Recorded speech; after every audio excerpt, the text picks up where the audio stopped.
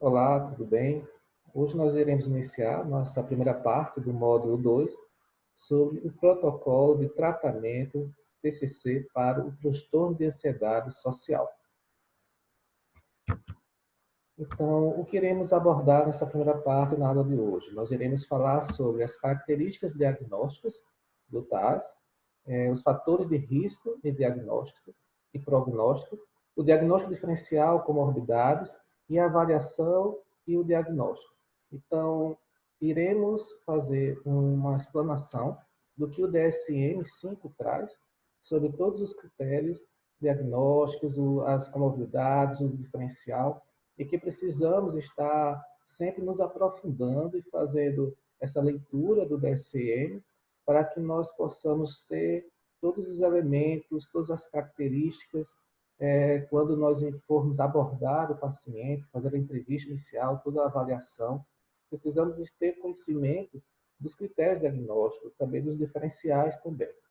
É importante a gente também ter esse conhecimento do DSM-5, dos transtornos, para que possamos ter mais propriedade da forma como iremos abordar o paciente na psicoeducação, do tratamento e do transtorno que ele vem sofrendo.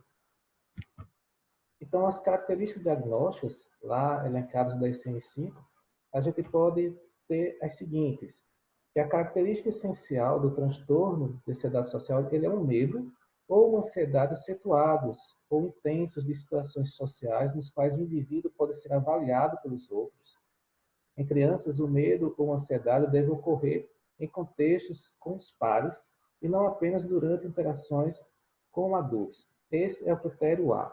Então, para que a gente levante a hipótese diagnóstica do transtorno, é necessário que o paciente ele apresente todos os critérios diagnósticos que o DSM-5 ele relaciona. Então, este seria o critério A. Quando exposto a essas situações sociais, o indivíduo tem medo de ser avaliado negativamente. Ele tem a preocupação de que será julgado como ansioso, ou maluco, ou estúpido, ou enfadonho, amedrontado, sujo ou desagradável. Então, esse é a classificação dentro do critério A. O critério B. A característica do critério B é o seguinte, que o indivíduo ele teme a agir ou aparecer de certa forma ou demonstrar sintomas de ansiedade, tais como ruborizar, tremer, transpirar, tropeçar nas palavras, que serão avaliadas negativamente pelos demais critérios. Pelos demais, né? Pelas demais pessoas. Esse seria o critério B. As situações sociais quase sempre provocam medo ou ansiedade. Isso já demonstra o critério C. Assim, o indivíduo que fica ansioso apenas ocasionalmente em situações sociais não seria diagnosticado com transtorno de ansiedade social. Entretanto, o grau e o tipo de medo e ansiedade podem variar. Por exemplo, ansiedade antecipatória, ataque de pânico, ou em diferentes ocasiões. Pois bem. Os indivíduos com frequência, eles evitarão as situações sociais temidas, ou então as suportarão com intenso medo ou ansiedade. Isso classifica dentro do critério D, ou seja, a esquiva pode ser abrangente, por exemplo, não ir a festas, recusar a escola, ou sutil, por exemplo, preparando-se excessivamente o texto de um discurso, desviando a atenção para os outros, limitando o contato visual. O critério E diz o seguinte, que o medo ou a ansiedade é julgado desproporcional ao risco de ser avaliado negativamente ou às consequências dessa avaliação negativa. Às vezes, a ansiedade pode não ser julgada excessiva, porque está relacionada a um perigo real. Por exemplo, algo sendo, sofrendo bullying, ou está sendo chacoteado, ou atormentado pelos outros. Né? No entanto, os indivíduos com transtorno de ansiedade social, com frequência, eles superestimam as consequências negativas das situações sociais. E assim, o julgamento, quanto a ser desproporcional, é feito pelo clínico. Então, ali o psicólogo, o psiquiatra, nessa avaliação, ele vai perceber, através da fala, da verbalização dele, se essas consequências, essa forma dele superestimar, esse julgamento da situação, dessa ansiedade antecipatória, o quanto está sendo desproporcional à situação que ele está ou vivenciou ou sempre está em contato. Tá? A duração do transtorno é geralmente de pelo menos 6 meses. Isso é o critério F. Esse limiar de duração ajuda a diferenciar o transtorno dos medos sociais transitórios comuns, particularmente entre crianças e na comunidade. Então, é sempre importante ressaltar isso. Quanto tempo faz que sofre desse sintoma, desse medo social, dessa dificuldade de estar no ambiente público, numa apresentação? Então, é muito importante esse critério para ir descartando ou não a possibilidade do TAS. O medo e a ansiedade e a esquiva devem interferir significativamente na rotina normal do indivíduo, no funcionamento profissional ou acadêmico, ou em atividades sociais ou relacionamentos, ou deve causar sofrimento clinicamente significativo ou prejuízo no funcionamento social, profissional ou em outras áreas importantes de sua vida. Esse é o critério G. Então, é importante também observar isso, a questão do prejuízo que o indivíduo está tendo na universidade, na escola, no seu ambiente de trabalho, o quanto ele está tendo de prejuízo no seu funcionamento social, profissional e em outras áreas de sua vida, seus relacionamentos. Esse é o critério G. Por exemplo, alguém que tem medo de falar em público não receberia um diagnóstico de transtorno de ansiedade social se essa atividade não é rotineiramente encontrada no trabalho ou nas tarefas de classe, e se o indivíduo não tem um sofrimento significativo a respeito disso. Entretanto, se evita ou ignora o trabalho ou a educação que realmente deseja ter devido aos sintomas de ansiedade social, o critério G ele é satisfeito. Então, não é uma situação eventual em que o indivíduo está no trabalho, na sua rotina de trabalho, e de repente ele é convidado a fazer uma explanação do seu relatório, uma explanação das suas metas conquistadas, alcançadas ou não para todo o grupo de funcionários. Então, isso é algo que não é rotineiro para ele, que não faz parte das suas atribuições, e aí ele sente medo, né, desse momento, dessa apresentação.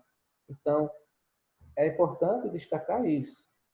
Se é algo que não é a atividade dele rotineiramente encontrada no trabalho. Então, se foi algo eventual, ele teve medo, isso não caracteriza, não se enquadra nesse critério.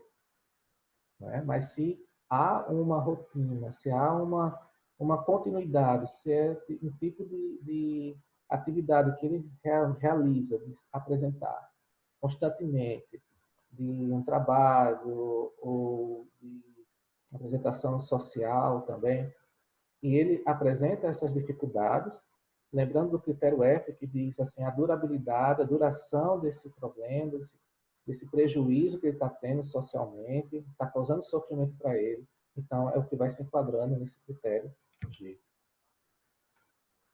Quais são os fatores de risco e o prognóstico relacionado ao transtorno de ansiedade social? O DSM-5 traz os fatores de risco temperamentais, ambientais, genéticos e fisiológicos. Os fatores temperamentais dizem o seguinte, que os traços que predispõem os indivíduos ao transtorno de ansiedade social incluem inibição comportamental e medo de avaliação negativa. Então, o temperamento dele é aquele comportamento inibido, aquela timidez constante que se apresenta, que ele apresenta, né, rotineiramente, constantemente, e aquele medo de estar sempre preocupado da avaliação do outro sobre ele, uma avaliação negativa. O fator ambiental, o DSM diz o seguinte, que não existe um motivo causal de maus tratos na infância ou outra diversidade psicossocial com início precoce no desenvolvimento do transtorno de ansiedade social. Contudo, maus tratos e adversidades na infância são fatores de risco para o transtorno. Questões genéticas e fisiológicas. Os traços que predispõem os indivíduos ao transtorno de ansiedade social, como inibição comportamental, são fortemente influenciados pela genética. O transtorno de ansiedade social ele pode ser herdado, embora a ansiedade do tipo somente desempenho seja menos herdada, né? Parentes de primeiro grau têm uma chance 2 a 6 vezes maior de ter um transtorno. E a propensão a ele envolve a interação de fatores específicos, por exemplo, medo, a avaliação negativa, e fatores genéticos não específicos, por exemplo, o neuroticismo. Isso é o que o DSM traz, e fatores de risco para o caso. Ele também traz o diagnóstico diferencial e comorbidades. É muito importante a gente estar sempre atento ao diagnóstico diferencial e às comorbidades, outros transtornos que estejam ali adjacentes, rondeando periféricos ao transtorno. O TAS ele é frequentemente confundido com timidez. Isso mesmo, ele permanece tanto subdiagnosticado como subtratado. Então, muitos não observam o transtorno de ansiedade social no indivíduo, né? Ele não se percebe com esse tipo de transtorno, mas sim como uma característica dele temperamental, comportamental, de timidez. E por isso não é tratado esse transtorno de ansiedade social. Entre os indivíduos com transtorno de ansiedade social, em torno de 46% também preenche critérios diagnósticos para outro transtorno, sendo que o TAS, ele habitualmente os precedeu. Os transtornos comórbidos mais comuns são outros transtornos de ansiedade, como a fobia específica, a agorafobia, que é o medo, a evitação de situações em que seja difícil ter ajuda ou sair, o transtorno de pânico, o ataque de ansiedade, né, do nada, o transtorno de ansiedade generalizada, as preocupações com várias questões do cotidiano, não com avaliação negativa. Transtornos do humor, a depressão maior, o transtorno bipolar, tipo 1, a distimia, que muitas vezes pode mascarar a presença do TAS. E o uso e abuso de álcool como automedicação para redução de ansiedade em situações sociais. Embora pacientes com TAS evitem grupos como alcoólicos anônimos. Os indivíduos com TAS também apresentam prevalência elevada de comorbidades com transtornos da personalidade, mais comumente com transtorno de personalidade evitativa, 60%, o qual reduz a chance de remissão de TAS. Realmente, né? A gente tem experiências na prática clínica que um sujeito com uma excessiva timidez, mas o transtorno principal é o transtorno de personalidade evitativa e também linkado com o transtorno de personalidade dependente também. E isso são fatores, são comorbidades que reduz bastante a chance do tratamento do TAS. Então, é preciso ter essa noção, esse conhecimento amplo das comorbidades para que possa ter uma intervenção mais eficaz. Avaliação e diagnóstico. A avaliação é a etapa que antecede a terapia em qualquer situação. Ela pode ser feita em 1 a 2 sessões de entrevistas semi-estruturadas. Sua função é coletar a história clínica do TAS lá com o paciente. Confirmar o diagnóstico, fazer o diagnóstico diferencial, estabelecer o modo, a idade de início, o tempo de duração e a presença ou não de comorbidades, além de familiarizar o paciente com o transtorno e o tratamento. Então, quando a gente fala aqui do diagnóstico, na verdade, a gente está falando do levantamento, do rastreio sintomatológico, para que nós possamos fazer nossa hipótese diagnóstica lá da conceitualização cognitiva do paciente, quando a gente for construindo toda aquela conceitualização. A avaliação deve incluir a predisposição biológica, a história familiar, a influência de estressores para o agravamento dos sintomas, como o estilo de educação que ele teve desde a infância, a cobrança por parte dos pais, ou superproteção, que é a questão do TAS, essa ansiedade social, tem muito a ver também com toda a característica da educação que teve dos pais na infância, da superproteção, de evitar que ele se exponha, que ele vá falar com alguém, que ele faça seu próprio pedido numa lanchonete, por exemplo. Então, são elementos ali durante a construção na infância, dos contatos com os pais, que vão super protegendo a criança e desenvolvendo esse temperamento, essa timidez, que vai evoluindo, causando prejuízos, até que se confirme o TAS.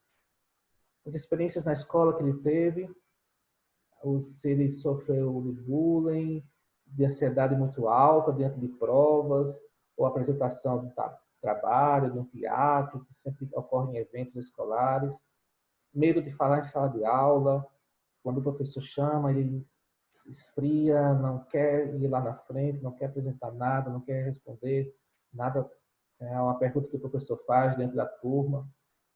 Se houve situações sociais geradoras de sentimento de humilhação, de vergonha, como é o padrão de relacionamentos dele com os colegas que ele teve, com os amigos, com o namoro, enfim, com essas relações afetivas, detectar quais são as habilidades que ele tinha de conversação, de interação, de posicionamento de sua ideia, de expor sua opinião, como essa história social do paciente. Algumas perguntas que devem ser feitas nesse processo de avaliação. Você sente medo ou vergonha em situações sociais? E você se percebe evitando situações sociais ou atividades?